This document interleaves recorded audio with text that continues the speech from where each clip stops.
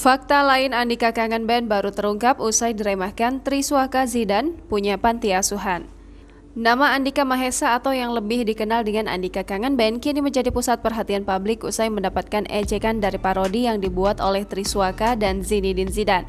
Selama bulan Ramadan ini, Andika Mahesa kini mulai kebanjiran job, mulai dari mengisi acara di televisi hingga off-air manggung.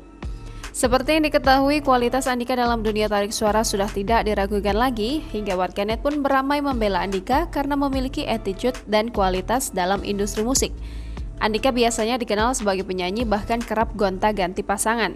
Namun di balik itu semua, rupanya Andika merupakan sosok pria yang memiliki jiwa sosial yang tinggi.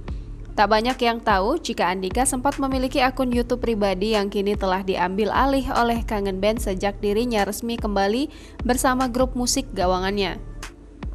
Terkuak sebuah fakta baru mengenai Andika yang ternyata memiliki sebuah panti asuhan yang dibangun dari hasil keringatnya sendiri. Menurut pengakuannya, pendapatan hasil dari YouTube tersebut tidak pernah ia ambil untuk kepentingan pribadi, melainkan dia sumbangkan untuk kebutuhan panti asuhan dan pondok pesantren, serta sebagian lagi untuk gaji karyawan YouTube-nya. Sementara itu, Andika menceritakan kembali kalau dirinya berjuang merintis hingga menjadi dikenal banyak orang dengan karyanya. Sontak pengakuan Andika Mahesa menyita perhatian publik. Banyak dari warganet yang mengaku kagum pada sosok Andika yang selama ini dikenal sebagai salah satu artis sensasional.